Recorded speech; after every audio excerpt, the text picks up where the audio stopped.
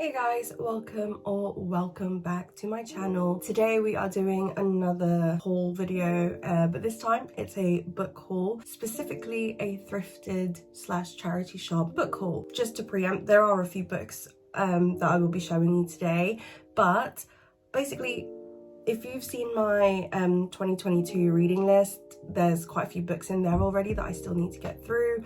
But I thought that I would do like a book buying ban, but I didn't want to do that because I genuinely really enjoy reading these books. So I thought, as a nice compromise, instead of doing a complete book buying ban, I'm going to do a new book buying ban. Let myself off if it's something that you pick up at a charity shop for less than a couple of pounds. Also, it's for charity, so you kind of can't really not justify it in that way. There's quite a few books. I will go through them, and if I remember how much they were, I'll let you know. I'm not gonna be able to tell you exactly where I got them, but I personally really like just walking around charity shops and just checking out what books they have. And you know what, today specifically I had a really good like thrift, I suppose, because there was a few books that I have been looking for specifically that I found, and there was also another trip where I found, it must have been the same person donating these, because this store had like all the books that I wanted and they all kind of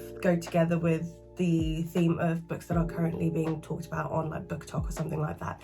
But yeah, without further ado, because otherwise this might take a little while, this is my January / February thrifted book haul. I'm coming to you from the future. Basically, I note that I am so inconsistent in this video in terms of some books I read the blurb, most books I've read the blurb for. Some of them I miss out for some reason, some of them I tell you how much it was, some of them I don't, but I do tell you what books I've bought, so hopefully that is not a problem and you guys still enjoy it anyway. Okay, so the first book I'm going to show you is my current read actually, and it is Eleanor Oliphant is Completely Fine. This is a bit of a chunky one, but I've read really good reviews about it, but there's also been a couple where it says it's a little bit slow, but I like to just make my mind up by myself, and the only way I can do that is by reading it. So this, I believe I picked up for 50p, and it just says, Eleanor Oliphant leads a simple life. She wears the same clothes to work every day, eats the same meal deal for lunch every day, and buys the same 2 bottles of vodka to drink every weekend. Eleanor Oliphant is happy. Nothing is missing from her carefully timetabled existence except sometimes everything. So that's the first book. Okay, the next book I'm going to show you, actually I'll show you both of them because they're the same author anyway, and they're both quite beaten up. The first book that I've read from this author is the Life-Changing Magic of Not Giving a F, and although that was really annoying because I really didn't get on board with her writing style, I found that I actually learned quite a bit from it. So I think if I can look beyond the writing style and find that I'm actually taking on the things that I learned from the book in real life, and I found that it actually has changed my perspective or the way I do things, blah blah blah, I thought I would give these a go. And because these were both 50p each as well, as you can see, and this is the Get Your Shit Together, How to Stop Worrying About What You Should Do So You Can Finish What You Need to Do and Start Doing What You Want to Do, and the other is Calm the Frick Down, How to Control What You Can and Accept What You Can't So You Can Stop Freaking Out and Go On With Your Life. This would be pretty, because I have a real issue with that, but yeah, I thought these would be good reads, non-fiction reads, nice and easy, nice and light. I don't really know what else to say. Next is my very first Lisa Jewell book. I've heard so many great things about her. She is what my boyfriend and I call like an author of like what we call suburban housewife thrillers, kind of like the Gone Girl, Girl on the Train, Woman in the Window, or whatever it's called, kind of thrillers, and that's like one of my absolute favorite genres of books. But this is Then She Was Gone, A Missing Girl, A Buried Secret. She was 15, her mother's golden girl. She had her whole life ahead of her. Then in the blink of an eye, Ellie was gone. 10 years on, Laurel has never given up hope of finding Ellie, and then she meets a charming, charismatic stranger who sweeps her off her feet. But what really takes her breath away is when she meets his 9-year-old daughter, because his daughter is the image of Ellie. Now all those unanswered questions that have haunted Laurel come flooding back. What really happened to Ellie, and who still has secrets to hide? So like I said, I've heard really good things about Lisa Jewell, so I'm very interested to kind of get started on this. Okay, next is Emma Straub's All Adults Here. This just caught my eye. I've never heard of it previous to purchasing it, but I just thought it was a really cute kind of decorative book anyway. But I believe this was only £1, and what's the blurb saying on this? Astrid Strick, mother to 3 grown-up children, has been keeping a secret. Just as she's finally warming up to share her secret with her family, a forgotten memory from her younger parenting days has jostled loose, and it's not a good one. The secrets are multiplying, it seems, since her mistakes. Suddenly, Astrid realises she may not have been quite the parent she always thought she was, but to what consequence, and is it too late to set things right? Astrid's youngest son, Nikki, is drifting and unfocused, making parenting mistakes of his own. Her single daughter, Porter, is pregnant, yet struggling to give up her own adolescence in time to greet a baby. And Astrid's eldest, Elliot, seems to measure his adult life according to standards no one else shares. But who gets to decide so many years later which were the mistakes that mattered? So I believe it's about a mum and her 3 grown-up children and navigating kind of their lives as well as like their relationships now that all of them are adults. So I thought this would be quite a nice read because it talks about 3 siblings and I am one of 3 siblings. So just thought I would give it a go. Okay, next I am very excited for this. It is They Both Die at the End by Adam Silvera. I'm sure you have seen this everywhere. It's about 2 guys who I believe it's their last day alive, and so they find each other and they basically make their last day kind of as good as it can be in that was a really horribly explained blurb of the book, but I'm sure you've seen this everywhere and I cannot wait to read this, and this was only £1. Next up is Kristen Hanna's The Nightingale. So my friend actually recommended this to me because I put up a story on my Instagram being like, give me some book recommendations that's going to make me cry, and I believe it's about 2 sisters, and this is more of like a historical fiction in terms of it's during the Second World War, and it's about the 2 sisters and their relationship. Again, I like to take things personally like this, especially if people already say that it's sad, because I only have a sister. I only have one sister, so I have a sister and a brother. That's what I'm saying. So yeah, I thought that this would be very interesting, and because they said it's like a book that you will cry at the end, I'm excited. Okay, next up is Leanne Moriarty's 9 Perfect Strangers. It's about 9 strangers who go to a retreat together and things happen. I actually started watching the series with Ben, and we are currently on episode like 3 or 4 or whatever, and it hasn't put me off reading it, because I kind of watched the series and I'm still a little bit confused. So I think stuff like that, the book will go a little bit more in depth in terms of the detail and the storyline. Well, at least I'm hoping so. I could be absolutely disappointed. But anyway, I picked this up because it was £1, and yeah. Next is Leanne Moriarty's Truly Madly Guilty. I think it's similar to 9 Perfect Strangers in that it doesn't just have that one main character, it has multiple characters and you kind of figure out how they intertwine with each other, and I love stuff like that because I think it keeps things flowing and fresh and I don't get bored. So if you've got one main character and I find that that character is unlikable, or I just can't deal with them, that completely puts me off the book. And sometimes it's a shame because I've read books like that, but then I absolutely love the plot, I just could not stand the character.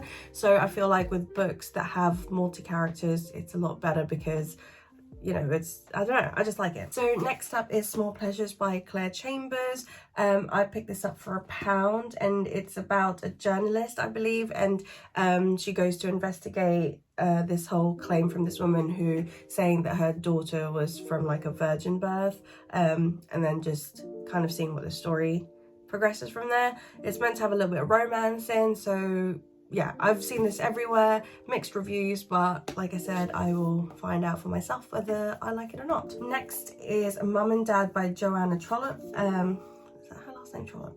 and I believe it's about grown-up children dealing with their much older parents at the time and maneuvering kind of sickness that comes with the older your parents get, and as children having to balance your life looking after your parents as their children, but also being adults yourselves. And I think one of them actually has a child already as well. So again, it's very similar to All Adults Here, I think it was called, where it maneuvers kind of the tricky relationships that you sometimes get with grown-up children and their parents, and trying to, you know, kind of keep that balance going while still having your own lives.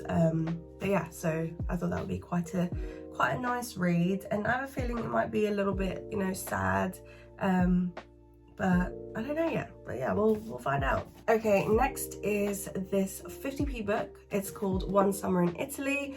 I wanted something super light and cheesy, and I wanted to read that for like the summertime, and this seemed like the right choice. I believe it's about a girl who, so her father passes away and she goes to Italy, where she then goes to find herself and all of this stuff, and it kind of talks about romance, friendship. So again, just a light, easy read for the summertime. Okay, now today, as in this day that I'm filming this, I went into our local town and went to the charity shops, and my god, did they have a whole bunch of really amazing books that I managed to thrift. These were books that I actually had on my TBR list, and I just can't believe that I found all these. So most people either really like it or really don't, as far as I'm concerned, when it comes to reviews. Again, I want to make my own mind up about it, but I actually watched the series. I couldn't finish it just because I thought Marion was just so annoying, and maybe I didn't last long enough to maybe appreciate her as a character. But I got to the point where, you know, they kind of meet up at uni and Connell kind of starts hanging out with her and stuff like that. So I wanted to give the book a go. Also, Connell in the TV show was absolutely, like, him and that chain around his neck is just ridiculous. So I really want to see whether this kind of gives me the same emotions and feelings towards the characters. Like, am I gonna hate Marion like I did at the TV series? Am I gonna fall in love with Connell, or is it gonna be the other way around? Maybe I'll love Marianne in the book and I'll hate Connell, who knows? But yeah, I picked this up for £2, which is a little bit pricier for charity shop books, but £2 for this book, and it's in great condition. Whoever it was that donated this, thank you. So the other one that I'm really excited about, because I have been wanting to read the books by this author, and it is Kevin Kwan, and it is China Rich Girlfriend. So this is from the Crazy Rich Asians trilogy, I think. So it's Crazy Rich Asians, this, and Rich People Problems. Now I have a feeling you have to read them in order or something like that, and I believe that Crazy Rich Asians is the first one. So what I might do is try and find that, because I can't buy it new, or borrow it from a friend who might have it, read that before I read this. I actually haven't seen the movie. It is on Sky, and I have wanted to, I just don't know why I haven't. But yeah, I was so excited to see this, and I got it for £2. Okay, so another kind of BookTok famous book that I picked up was The Switch by Beth O'Leary. Everyone has been banging on about this. It's on everyone's TBR list, so I thought when I saw this for £1.50, I will pick it up. And it's about, I think this one's like quite an easy read about romance, something a little bit more cheesy, something like that. So yeah, I'm very excited. Again, I think this is more of like a summertime read for me. Okay, next up is Blood Orange. I know, an immaculate copy of Blood Orange for £1. Another thriller. And funny story, I actually picked up Small Pleasures thinking that it was Blood Orange because it had an orange on it, but obviously it wasn't, completely different. But I managed to pick this up, and I just can't believe I got it for £1. Again, I just love a good thriller, so that's gonna be very fun. Okay, this one is a chunky monkey, and this is The Goldfinch by Donna Tartt. Now, I saw the trailer for the movie when it first came out. Ansel Elgort, a little bit problematic, so I was a bit like, like it seems interesting. Never watched it, but then I saw this for £1 and I thought I would pick it up because A, it's in great condition, and B, to be fair, I really feel like the storyline's interesting. So this is a much more serious read, I think, and also, yeah, I just can't believe how massive this is. So I don't know how long that's going to take me to read, but hopefully not very long because it's going to be that great. I really underestimated how many books I picked up today because I thought that there was only going to be a couple more. But anyway, so next book is The Beekeeper of Aleppo. I've heard really great things about this. Bought it for £1.50. It's in amazing condition. And basically it deals with a couple who have to flee their home, and it basically deals with the uncertainties of what their future holds through every trials and tribulations that they have to go through. Again, this is going to be more of an emotional read, I do believe, but I've heard amazing things about it, so I cannot wait to just get stuck in on this one. The next book I picked up, I've never heard of, but when I saw it and I read the blurb, it sounded very interesting, and it's An American Marriage by Tayari Jones, and it's literally like Moving by Barack Obama. Like, if he is endorsing this book, I think, okay, wow. And it's a very interesting storyline. It's about a couple who are living a normal life, a successful life, and then one day Roy, who is the husband, is arrested and sentenced to 12 years for a crime that his wife knows he didn't commit, and it kind of talks about how they go through that, the repercussions of being away for that long, and then what happens when he comes back. So yeah, I think this would be quite an interesting read and a different take on a romance novel. Okay, next I was very excited to see this because it was basically like a new copy, and it is Girl A. Everyone's been talking about this one. This is one of the very few books that I was super intrigued about, just from reading the blurb. And I think it's about a girl who, she goes through some trauma when she was younger, and then it talks about, it doesn't give much away, the blurb, to be fair, but yeah, she's known as Girl A, and it just talks about, I guess, what happened to her and stuff like that. And yeah, £1.50. So again, another thriller that I can't wait to read. So last but not least is Sally Rooney's Conversation with Friends. I don't know why I just slapped that book. I've heard a lot of mixed reviews about this. Many people saying that it wasn't really worth it, like not worth the hype or anything. And some people are like, it changed my life, or it's like one of the best things I've ever read. So again, I am very intrigued when a book can divide people like that, because it's like, well, is it bad or is it good? So again, I'm gonna read it, make my mind up about it. Still can't believe, like, the spine's actually like not even broken, and this was £1.50. And like, just, I got this all today in my little old town, so I am so pleased with that. But yeah, I'm going to try and read this pretty soon, I think. So yeah. So anyway, those were all the books that I picked up in the month of January/February from the charity shops. I hope you guys enjoyed it, and if you have any book recommendations, let me know. But otherwise, I will see you guys in my next video. Bye.